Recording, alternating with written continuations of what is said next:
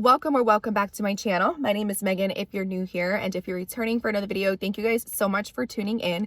On this channel, we talk about all things happiness, healing, and veganism, which in my opinion does help lead to a happier and healthier lifestyle. I just can't wait to get back in an SUV because these small cars just do not do it for me anymore, so I'm definitely missing my SUV.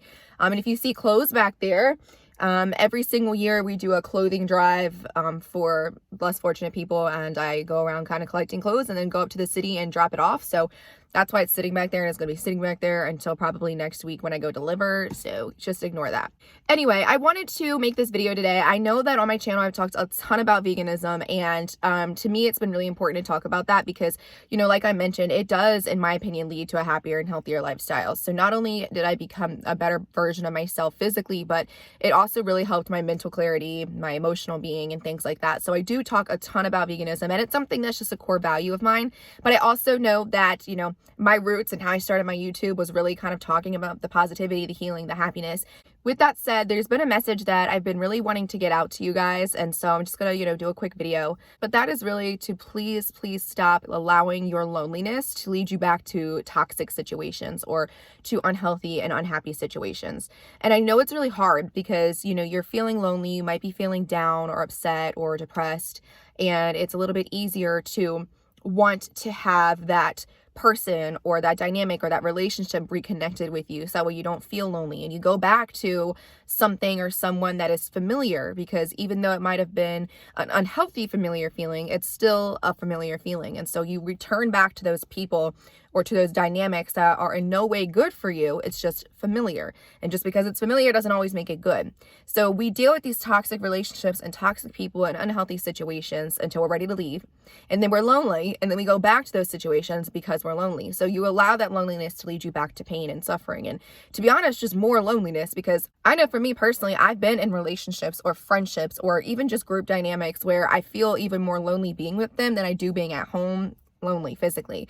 And so I think it's really important, and just a message that I want to put out, that you do not allow that to continue to happen. Although it's easy to run back again to what you know, it's honestly not leading into anything that is productive, that is good for you, that is respectful, that is kind. It's just leading you back to temporary satisfaction at most.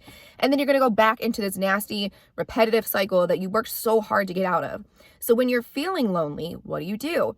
The best things that you can do during those times are really to focus on yourself. Take yourself out on dates. Focus on things that you enjoy, that you love. Feed your loneliness with your own power, with your own confidence, with your own clarity, and kind of learning who you are and what you like. Because the reason you're feeling lonely when you're alone is because you've got a little bit of work to do. You shouldn't be feeling lonely in good presence, and your presence should be enough to make yourself feel good. Now, there's different times where it's like, oh, I want to see friends, you know, I want to hang out, and that's completely understandable. But to feel lonely to the point that you're upset and considering going back to something or someone or groups of people or situations that aren't serving you any longer is really unhealthy. So in those moments, take the time to really focus on who you are, who you want to be, why you're feeling this way, what you can do to reverse these feelings, and kind of get back to a place of comfort where, yeah, again, maybe you want to see friends, or you're feeling a little socially, you know, isolated and things like that, which is normal, but you're not to the point of being depressed or upset or, you know, wanting to go back to something that you know wasn't good for you in the first place, because you worked so hard to get out of that. So continue to stay out of that. Don't go back to that. Do not reverse every single thing that you worked so hard for just because you're feeling a little down. Like I said, at most you're going to get a temporary satisfaction from somebody who doesn't truly love you or value you, when you could be focused on truly loving and valuing yourself. And that includes focusing on healing and becoming happy with yourself, so that way you are in good presence with yourself and you're not feeling lonely. And again, when you do feel those moments, go find people who make you feel good, or go find yourself. And allow yourself to be comforted in the fact that you don't have to be physically with somebody who is familiar if it's not good for you, just because you're feeling a little lonely. I know it's easier said than done, but it's something that you've really got to practice, because if you keep going back to those cycles that you worked really hard to get out of, you're just going to continue being in these temporary satisfaction moments.